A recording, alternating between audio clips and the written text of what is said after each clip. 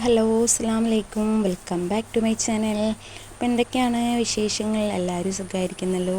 ഞങ്ങളിവിടെ സുഖമായിട്ടിരിക്കുന്നു, അൽഹംദുലില്ലാ. അപ്പോൾ എല്ലാവരും സന്തോഷമായിട്ടിരിക്കുന്നു വിചാരിക്കുന്നു കേട്ടോ. നമ്മുടെ വിശ്വാസം എന്നും അങ്ങനെ തന്നെ ആയിരിക്കട്ടെ. ഇന്നിപ്പോൾ ഞാൻ രാവിലത്തെ കുറച്ച് വിശേഷങ്ങളാണ് കേട്ടോ. അപ്പോൾ വീഡിയോ എല്ലാ കൂട്ടുകാരും സ്കിപ്പ് ചെയ്യാതെ തന്നെ കാണാം. ലൈക്കൊക്കെ ഭയങ്കര കുറവാണ് കേട്ടോ. എല്ലാവരും ഒന്ന് ലൈക്ക് ചെയ്തിട്ട് തന്നെ വീഡിയോ കാണാം കേട്ടോ.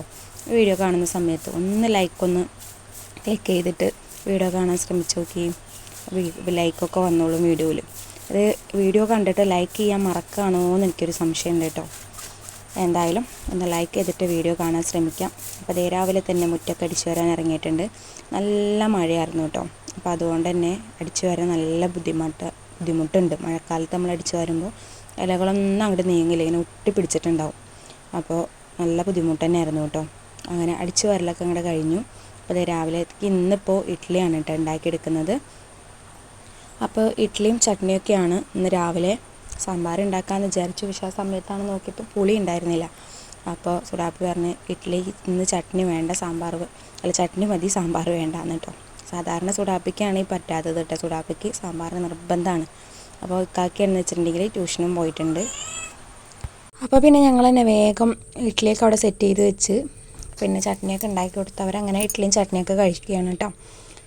പിന്നെ അതൊക്കെ കഴിഞ്ഞതിന് ശേഷം പിന്നെ ഞങ്ങൾ വേഗം കുളിക്കാനൊക്കെ അങ്ങോട്ട് പോയി. കുളിയൊക്കെ കഴിഞ്ഞ് പിന്നെ നേരെ കടയിലേക്ക് പോയി കേട്ടോ.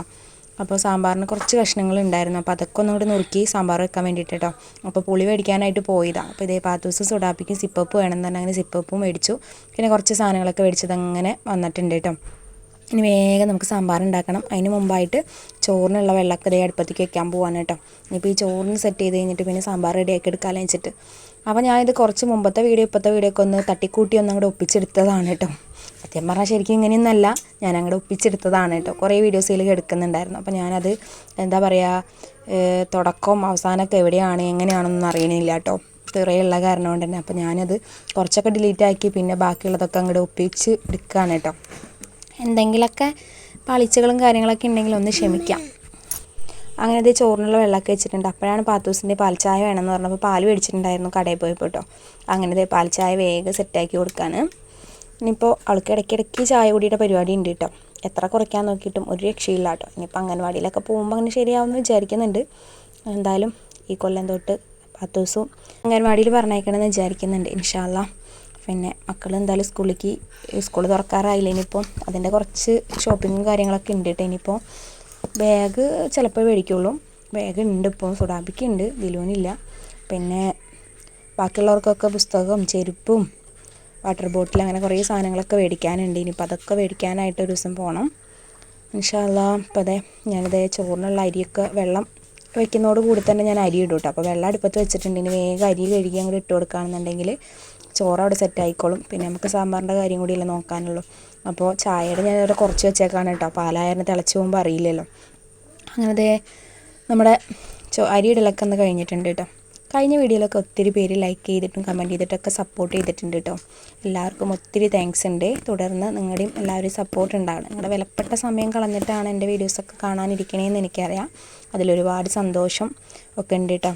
എന്നും നിങ്ങൾക്ക് എൻ്റെ പ്രാർത്ഥനയും എല്ലാതും ഉണ്ടായിരിക്കും. അങ്ങനെ ഞാൻ ചായയൊക്കെ ഒന്ന് സെറ്റായിട്ടുണ്ട്. എനിക്ക് വേഗം പാത്തൂസിന് ചായ അങ്ങോട്ട് കൊടുക്കട്ടെ. ആ പണി അങ്ങോട്ട് കഴിഞ്ഞിട്ടുണ്ട്. എനിക്ക് ബാക്കിയുള്ള പണികൾ എടുക്കാം കേട്ടോ. എല്ലാന്നുണ്ടെങ്കിൽ എൻ്റെ പുറകെ ഇങ്ങനെ നടക്കും, ചായയോ ചോദിച്ചിട്ട് കേട്ടോ.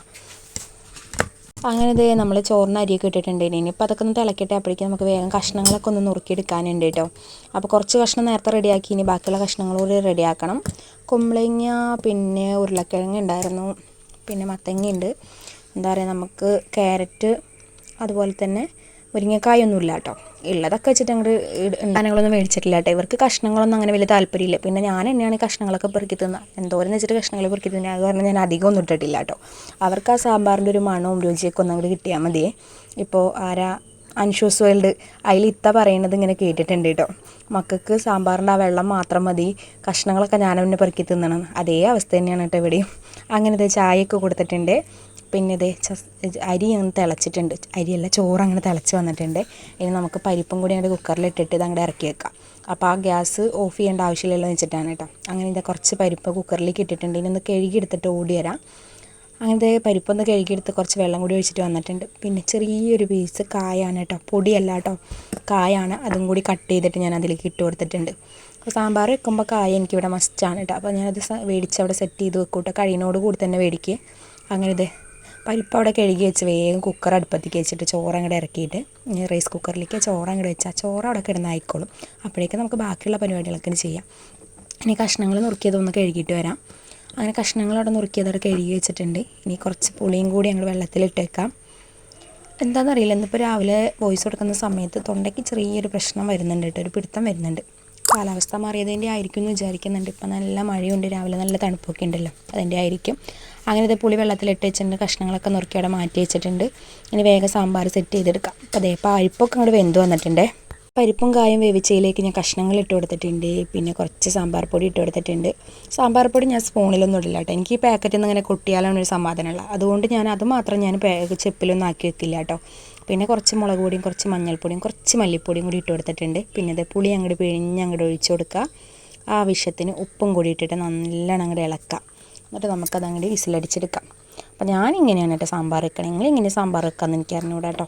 ഓരോരുത്തരും ഓരോ രീതിയിലായിരിക്കുമല്ലോ വെക്കുക, ഞാൻ ഈ ഒരു രീതിയിലാണ് വെക്കുക. പിന്നെ ഇവിടെ വറുത്തരച്ച് സാമ്പാർ വെക്കുന്ന പരിപാടിയൊന്നും ഇല്ല കേട്ടോ, അതിനോടൊന്നും ഇവിടെ വലിയ യോജിപ്പും കാര്യങ്ങളൊന്നും ഇല്ല. അവർക്ക് സാമ്പാറായാൽ മതി, അത്രയേ ഉള്ളൂ. പിന്നെ അതെ ഈ പയർ, ഇതിപ്പോൾ ഞാൻ കടയിൽ പോയപ്പോൾ മേടിച്ചതാണ് കേട്ടോ, നല്ല മണിമണിയായിട്ടുള്ള പണി. ഇതിലധികം പയറാണ് ഇട്ടുള്ളത്, മറ്റേ ഒടിക്കുന്നത് അങ്ങോട്ട് ഉണ്ടാവില്ല കേട്ടോ, മണിപ്പയർ എന്നാണ് കേട്ടോ ഇതിന് പേര് തന്നെ. ഇവിടെ അങ്ങനെയാണ് പറയുക, നിങ്ങൾ എന്താണെന്ന് പറയാമെന്ന് എനിക്കറിയില്ല. പിന്നെ ഇത് സാമ്പാറൊക്കെ ഒന്ന് കാച്ചിയെടുത്തിട്ടുണ്ട്. പയർ ഞാൻ ഒന്ന് കഴുകിയതിൻ്റെ ശേഷം അരിപ്പയിലൊന്നങ്ങോട്ട് കഴുകി ഊറ്റി വെച്ചിട്ടുണ്ട് കേട്ടോ. പിന്നെ ഇതൊരു ചട്ടി വെച്ച് അതിലേക്ക് ഞാൻ വെളിച്ചെണ്ണ ഒഴിച്ചു കൊടുത്തിട്ടുണ്ട്. പിന്നെ അതിലേക്ക് വെളുത്തുള്ളിയും ഉള്ളിയാണ് കേട്ടോ, അതും കൂടി ഇട്ടിട്ട് ഒന്ന് വഴറ്റിയെടുക്കുന്നുണ്ട്. ഈ സമയത്ത് എൻ്റെ വീഡിയോ ആദ്യമായിട്ട് ആരെങ്കിലും കാണുന്നുണ്ട് ഉണ്ടെങ്കിൽ ഒന്ന് സബ്സ്ക്രൈബ് ചെയ്യുക. തൊട്ടടുത്ത ബെല്ലൈക്കനും കൂടി ഒന്ന് ക്ലിക്ക് ചെയ്ത് ഓൾ എന്നുള്ള ഓപ്ഷൻ ഒന്ന് എനേബിൾ ചെയ്ത് വെക്കുക കേട്ടോ. അപ്പോൾ പുതുതായിട്ട് ആരെങ്കിലുമൊക്കെ നമ്മുടെ ഫാമിലിയിലേക്ക് വന്നിട്ടുണ്ടെങ്കിൽ അവരങ്ങനെ ചെയ്യുകയാണെന്നുണ്ടെങ്കിൽ ഞാൻ ഇടുന്ന വീഡിയോസിൻ്റെ ഒക്കെ നോട്ടിഫിക്കേഷൻ നിങ്ങൾക്ക് ലഭിക്കുന്നതായിരിക്കും കേട്ടോ. അപ്പോൾ അതിന് വേണ്ടിയിട്ടാണ്. പിന്നെ അത് ഞാൻ കുറച്ച് എന്താ പറയുക ക്രഷ് ചില്ലിയും കൂടി ഇട്ട് കൊടുത്തിട്ട് നല്ലോണം അങ്ങോട്ട് വഴറ്റിയെടുത്തിട്ട് പിന്നെ ഞാൻ പയർ അതിലേക്ക് ഇട്ട് കൊടുത്തിട്ടുണ്ട് കേട്ടോ. അപ്പോൾ ഇത് ഞാനിതിൽ സാധാരണ ഇങ്ങനെ ഇടുന്ന സമയത്ത് കുറച്ച് മുളക് പൊടിയും കൂടി ഇട്ട് കൊടുക്കാറുണ്ട്. പക്ഷേ ഇത് ഈ കുത്തുമുളകിന് നല്ല എരിവുണ്ട് കേട്ടോ, അപ്പോൾ അതുകൊണ്ട് ഞാൻ മുളക് പൊടി ഇട്ട് കൊടുത്തിട്ടില്ല. അപ്പോൾ എല്ലാതും കൂടി അങ്ങനെ മിക്സ് ചെയ്തിട്ട് ഞാൻ ഇതെവിടെ നിന്ന് അടച്ച് വയ്ക്കുന്നുണ്ട്. അപ്പോൾ ഇന്നത്തെ നമ്മുടെ വിശേഷങ്ങളും വിഭവങ്ങളും എന്നൊക്കെ പറയുന്ന ഇത്രയുള്ള കുഞ്ഞൊരു വീഡിയോ ആണ് കേട്ടോ. ഇഷ്ടപ്പെട്ടിട്ടുണ്ടെങ്കിൽ ഒന്ന് ലൈക്ക് ചെയ്യുക, വീഡിയോയെക്കുറിച്ചുള്ള അഭിപ്രായങ്ങളൊന്ന് കമൻറ്റ് ചെയ്യുക. അപ്പോൾ ഇൻഷാ അല്ലാഹ് അടുത്ത ദിവസം നല്ലൊരു വീഡിയോ ആയിട്ട് വരാം.